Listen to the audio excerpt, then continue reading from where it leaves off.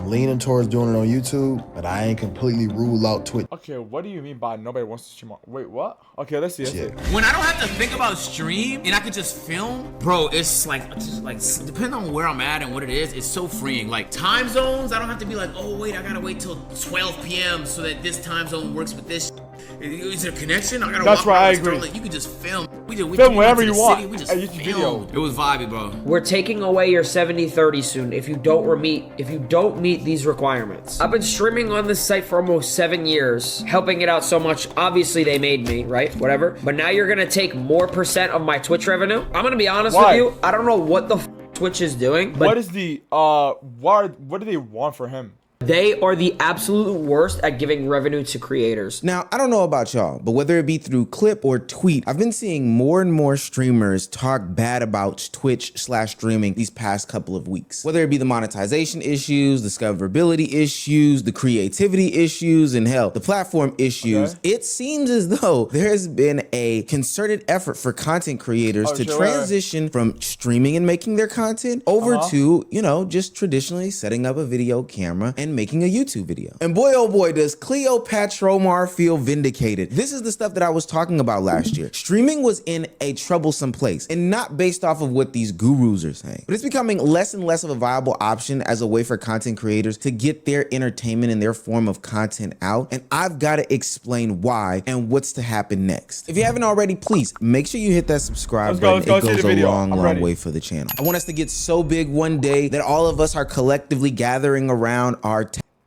people were running to get their hands on some sort of device that would help them go live and stream. Whether it be a backpack, whether it be a desktop, whether it be a Samsung phone, people wanted skin in the game. Platforms like Twitch and Kick created the idea that streaming could become a full-time job, and it was easy. Anybody could just fire up a desktop, create some content, and people would watch. So Best Buys and Micro Centers were filled with people getting their hands on some sort of desktop. That's why you can't get any computer part in 2026 without basically paying for the equivalent of a used car or making a deal with Tony Soprano. But now the investment seems to not be paying off, and even creators like Dub, I love doing food reviews, but I miss vlogging. It's just hard to vlog now, cause you could just stream whenever you want, and you want to vlog, get 2 to 3 days. Oh wait, see it? 2 to 3 days, 2 to 3 videos of your clips channel, make more money, but it just doesn't feel like the same. Like a lot. I mean, bro, being a YouTuber is just different feeling, bro. I'm not even lying, bro. DG's brothers say that they are running back to YouTube. First of all, we have to start with the money aspect. Just last month, Twitch put out some sort of documentation stating that the legacy creators who are under a 70-30 split have been moved down to what they now call a plus program. For those of you who didn't know, coming into Twitch, you would be on some sort of 50-50 split, and then once you worked your way up to certain thresholds, you would then go into a 70/30% split. And then bigger creators have some sort of sweetheart deals. You know, KeyStone has a different sort of split than somebody else with like 2,000 subscribers. But ultimately, this was a decent pay threshold. But now what this is saying is that they have taken away 70-30 splits from a bunch of different creators, taking them down to 50-50, effectively kneecapping their earning potential. And people are pissed off about it. So this is what I find to be very funny here is that Twitch. Oh my God, Fansly. 80-20 split revenue, discover via for your page, DMCA protection, streaming quality same as Twitch. You can be naked if you want. Apparently is going out and taking away people's subcontracts, right? So they're going away. They retain 70% split on subs. It's unclear whether it's in perpetuity. So Twitch. Yo, I'm actually so scared, bro. I hate when these type of stuff happen, because, bro, what do you mean I can't, bro? I really want to, like, oh my God, bro. That's my platform. Just finding its new way to make money. And its new way to make money is by effectively just taking more money away from the streamers. That's it. You want to hear something up? I lost my 70-30 split on Twitch. Yeah, I woke up to an email. Twitch took away my... Isn't this the girl that was with FaZe? I forgot her name. 70-30. Original esports contract that I had. I don't know why. I have no idea. The 70-30 that I've had since streaming on this platform. I love streaming on a platform for 10 years, 12 hours. Imagine being that loyal to a platform. It gets to a level that they will just literally, boom, take the contract away from you, bro. Why? Every single day for them to just take something away that I've had since I've been partner. Annoying. I actually hate this website, and I hate Dan Glancy's stupid, ugly creep. Now, for anybody that can't do any Dan, bro, talking about Dan, that's him right here at the top, bro. That's Dan at the middle. Bro, what the fuck? calculator math out there, let's just say you made $2,000 on Twitch for that month. The difference between splits is $1,400 with the 70/30 and $1,000 with the 50/50. Now, if this was just a one-off pissing off of creators, this would be a different situation. But we have also seen a decline in ad. I'm gonna be completely honest. I think that Twitch would not let it just be like that. I think that Twitch will literally try to make the creators, you know, satisfied, because there is no way, because if that's gonna happen, they're gonna lose most of their biggest creators. I'll be revenue honest. across Twitch as a whole. My Twitch board, my Twitch dashboard for the first time yesterday, my advertising revenue is down 95%. Let me show you.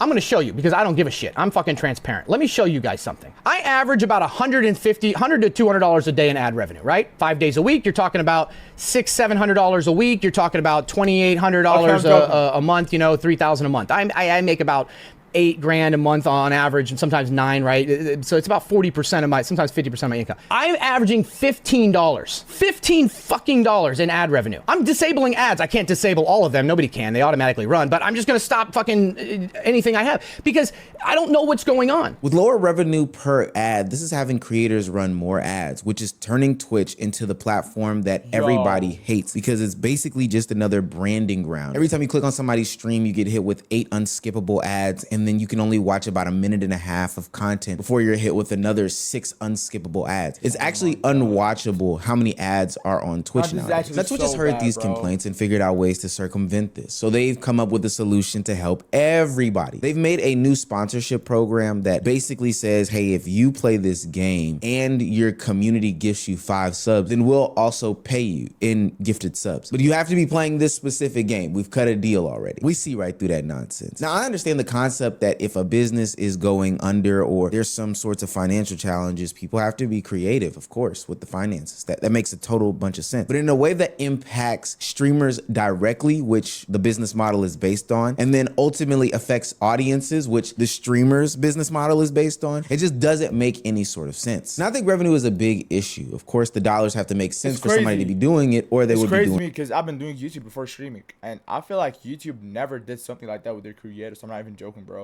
Something else. So the next couple of problems are so massive that they can't go without being spoken on. Now, because you have these revenue issues that content creators are becoming cognizant of course, they're going to try to find a way to beat the system. And this is where we're introducing the problem with botting. This is a big deal. Like if view botting gets allowed on this platform, like every current metric, like River, all the big data stuff, it all goes off public information. All of that becomes garbage if it's just flooded with fake numbers all the time. So it becomes impossible to track, like for anything. Everything loses value when you can't, there's no... Bro, if these big streamers are complaining, no, actually, it's a general question. If these big streamers are complaining about what Twitch is doing right now, about the splits and about everything, what's gonna happen to us small streamers? We're actually so fucked. I'm not even joking, bro. Yeah, it's gonna be ridiculous if that actually does not, if nothing gets done about it. Yeah, you kill the platform for advertising. You can kill the platform completely if advertisers pull out. I'm gonna bring up something here though, because you know I was just saying there, I was like, I'm frustrated Dan isn't saying anything. I'm mad at him for not addressing it. Why, bro? Since then I love Dan, but since he came and got shit with Twitch, we've never seen something good at Twitch. I'm not even joking. But then that led me to think, what if he can't say anything about it? Because what if Twitch can't do anything about it? What if Twitch doesn't have effective tools for identifying and stopping view bots? The CEO of Night Media, one of social media's biggest marketing agencies / do-it-all agencies, came out and wrote an article specifically about view botting. If you haven't already, I suggest that you read it. It's a very short article, but some of the highlights are that bots are finding ways to be undetected. Twitch doesn't enforce because more views look better for advertisers. Also claims he did his own botting research and found that $180 a week can get you a 750 concurrent viewers. He also found that there's no issue in botting if you are a top 500 streamer, and then closes it out by saying if you're not botting, you're actually at a disadvantage. People don't realize how big of a deal this is. This is basically view botting. Nah, I swear I hate view botting. Sometimes people just make you feel like you just have to view bot, but completely hate view botting, and I'm against view botting, bro. The equivalent of the biggest music executive or the biggest media executive on the movie and films. Like, nobody would give a fuck. Like, for example, Kai wouldn't give a fuck about if Twitch changed their rules.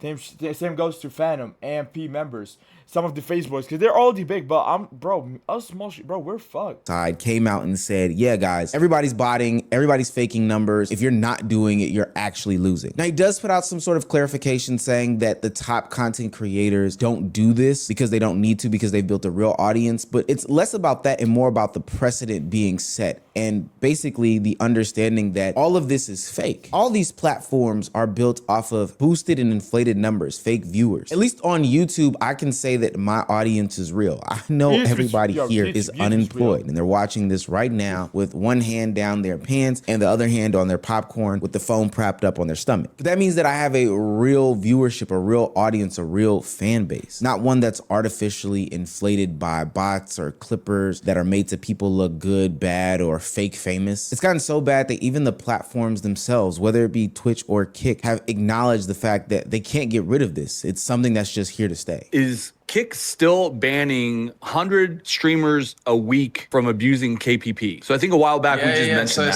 So we've thus far removed, I'd say probably about 1,500 people from KPP for botting and abusing it. You know, the reality is, on the back of those bans, we did see like a big drop off in people like trying to abuse the system. So, you know, we're going to continue that initiative. We are still removing probably about 10 to 20 people a week. Again, we're mainly focusing on the serial abusers. I think, you know, we talk about this very openly, right? You know, I think that's the great thing about Kick Talk. I'm not even kidding. Kick is one of the worst platforms ever. And I'm saying this, and I will say it. Kick is one of the worst platforms ever. And I don't understand why Aiden's still at that. I know that he got a percentage of it, blah, blah, blah. And he kind of owns the website, but still, bro. Aiden knows. Let's be honest. Aiden knows that Twitch that Twitch for him is way better platform. He's gonna get more views, more people. Everything is better for him, but Kick is just toxic as fuck. And he knows that the audience at Twitch is better than Kick. Very transparent. We're very open. You know, we know that in live streaming there is a lot of view botting. That's the reality. If we banned every single person who view botted from the KPP program, the reality is there wouldn't be many people it's like the partner program? Is that like the partner program? Bro, this shit is so disgusting. I'm not even gonna lie, bro. I really hate it. Like, I really hate people who just be like that. Cold and flu symptoms disturbing your sleep. Panadol Cold and Flu helps relieve symptoms. How is it like my problem that, like, I want to be illegal and I don't want to view bot. I want to literally just like build my own fucking audience. And I'm competing with somebody who literally has 0 viewers and buys and pays $180 for 750 concurrent viewers. View bot. Fake. 100% fucking fake. And I'm out here averaging 5 viewers, which I really love every single one of them. I love them from the bottom of my heart, all of them. But that's not fair at all. Why is Twitch not doing anything about it? Why? Because they need money. The harsh reality, it's not just a problem isolated to Kick. It's a problem with all social media. At the end of the day, if your foundation is We're not going to say all social media. Just say Twitch and Kick. YouTube doesn't have this problem. Come on, bots, Eddie. then you're not creating a real world, genuine audience. And that's what content creation has been all. You can set the bots to send you some messages or just spam some shit so they can look real. Bro, nowadays you can't even differentiate between what's real and what's fake. It's about making some sort of real life audience that really truly enjoys you, wants to see you, follow you, grow with you, and then you can become a real creator, which is, in my belief, the biggest problem with Twitch. It's basically sucked the soul out of being a content creator. And I feel like this reset is very healthy for me, bro. I feel like it's very, very, very, very healthy for me. And I really got to see the side of the internet that God wanted to show me, which is like, I wanted to pick up with those who was going through shit, and I also wanted to be vulnerable, but I showed y'all that. I got clowned for it, so now I'm about to get in the lab. Yeah. And prove everybody wrong. And it's like, I'm gonna just keep shutting the fuck up and keep putting out good shit. Yeah. You know, I could go experience and live stream shit, and I'm like, yo, I know I could get all the people in the room, and then we could just like I don't fucking know, nigga. Like, do shit like this. Like, with me doing clothes, there was parts of my life that I really wanted to show publicly. Yeah. Because people just didn't know. And people need to know. And they need to know. Because they never seen it. They need to know because then they'll understand why I'm moving the way I'm moving. Not that I have to explain it to them. No. But it's like... You don't owe them anything. Yeah. But it's like, this is why I am the way I am. Now, I predict that more streamers are going to come out and say these different things, but I feel as though this is arguably the biggest problem with streaming, is that it moves too fast. It doesn't allow for anybody to breathe. It cultivates the worst type of audience because we're such reactionary people, get the takes off, go fast. We're at the mercy of a clipping system that is awful, and honestly, it's coming to a point that it's not enjoyable anymore. KeyStone is referencing the fact that he tried to show a side of himself that, you know, is true to who he is, but ultimately realizing in real time that the audience that he has built that is going to consume his content isn't really for him. They're not there to see his growth. They're not there to see, you know, this new man that he's becoming, but they're just there to see the next dance. Bro, Mr. Beast, FaZe Rug, Jake Paul, the Paul brothers, Eric, these niggas are just solo. They're just at a they just do some shit at a website that's just gonna, like, they don't, bro, YouTube never do some bullshit like this. I'm not even joking, bro. That's really what makes me respect YouTube and Google in general, bro. Neil, I fucking love that nigga so much, bro. He just always adds some stuff. Like, he never downgrades the YouTube. He never downgrade YouTube for the creators. Actually, I'm not even joking. But at the other side, Twitch, Dan, fucking shit, bro. Nigga doing some fucked up shit for the website, bro. Always fucking us up.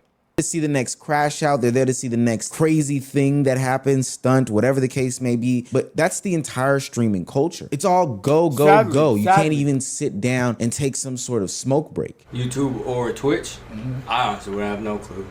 Be honest. If you were doing YouTube the same as you were doing Twitch right now, I think it would be a different conversation. But I think because you're starting again, I think if it was even at the same playing field, I low-key think YouTube might be better. Yeah, because, nigga, it's times where, bro, I stepped outside to smoke some weed, nigga. And while I'm smoking my weed, bro, I'm reading my chat. Where's DG? Where's DG at? Where's DG go? DG, oh, he must be fucking something. DG. I'm like, damn, bro, I can't even enjoy my weed. I gotta hurry up, put it out, and hurry up and get on the screen. I'm like, fuck. I do this shit on YouTube. I go enjoy my blunt. I can't have no breaks. Me personally working on the back. Yo, fuck it, bro. I want to come back to YouTube so bad. I'm not even joking, bro.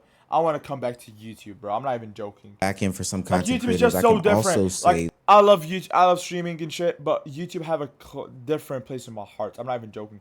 However big I got at streaming, YouTube's still big in my heart, bro. That there is a lack of thought when it comes to streaming because everything has to be quick, fast, on the go. We can't even really dissect anything. That's part of the reason why you're seeing so many streamers do these most outrageous things is because they're thinking in this moment that exists now, not the moment that'll exist in the next. And I think that deep level of thought and creativity is missing from content creation because everybody feels like they have to keep up with what's going on. I recently sat down with FD Signifier, who sits on the video essayist side of content, somebody who does very, very long, well thought out and in-depth pieces of, you know, 2-hour material. And I asked him about his thought process as to why he got into streaming and if he even enjoys the content. I do want to know, how do you feel as streaming compares to video essays as a means to get out your message? Are you enjoying it, or?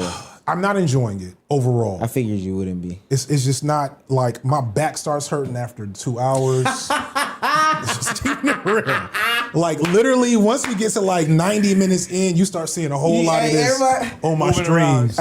You know, maybe I don't have the right chair. I don't think there is a right chair. I'm not gonna lie to you. I think you just gotta have the right age and not have back problems. It's too much stuff happening. I don't know how to manage like weird people in the chat every once in a while. Yeah, I'm not gonna lie. I have to focus up on YouTube more nowadays. I'm not. Well, I don't like the nature of reacting because if it's one thing that made me not like streaming, it's the times I've watched people react to my videos and I hate reaction. I hate like doing reaction videos nowadays. Like, I swear this is the first reaction video I've ever did because literally there's nobody watching me right now. So this is the first reaction video I've ever did like in the fucking maybe in 2 weeks or maybe in a while, bro. I'm not even joking.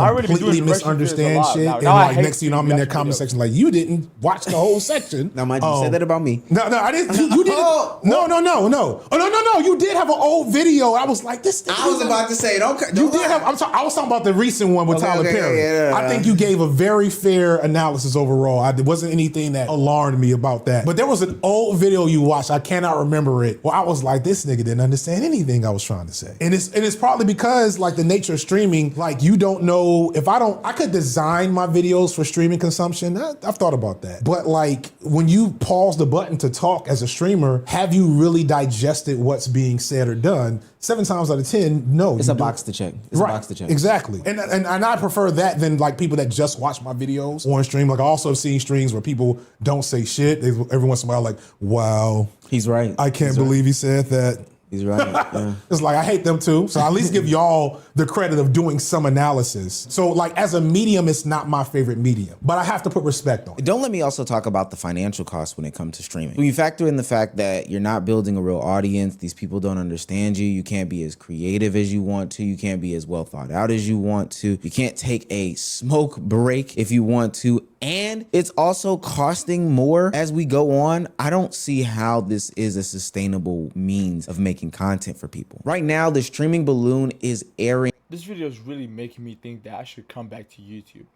and just do both. I'm not even joking. I really wanted to do both YouTube streaming for a long time. I'm not even joking, bro.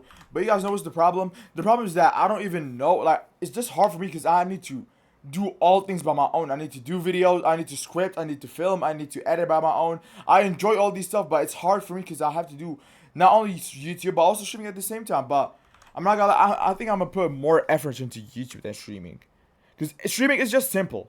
Stream, do clips, post them, you're good. YouTube, script, edit, thumbnail, write, everything post. Like that. Out fast. Holes are popping up every single day, and we've only got so many hands to cover it. The sad part about it is the things that streaming doesn't offer, it seems that making these sorts of static videos on YouTube do. Now, my prediction remains that people will still continue to stream. Trust me, it's a fast way to print out a bunch of money, quick, fast, and in a hurry. Like, it's good. But for their more in-depth and thought out pieces of content, whether it be something that needs to be put onto a video or even for thought out streams, I think they're going to turn to YouTube as a platform. I think that's why you see Drewski's Could Have Been Love be put on YouTube as opposed to being streamed to Twitch. I think that's why KeyStone is going through this journey in video format as opposed to streaming it, just because it's more real, authentic, and you get a real audience behind you. So no, I don't. What was the notification? I think that's why KeyStone is. Oh, it's from Ring. Oh, okay. Going through this journey in video format as opposed to streaming it, just because it's more real, authentic, and 15 minutes. you get a real audience behind you. So no, I don't think that streaming will end. It will never die. It will never die. It will never die. And I think that it's going to change for the better. I've been waiting for it. For the better? I really hope so. No, I actually deadass, bro. I really hope so. Because if it will, bro, I'll be more than happy.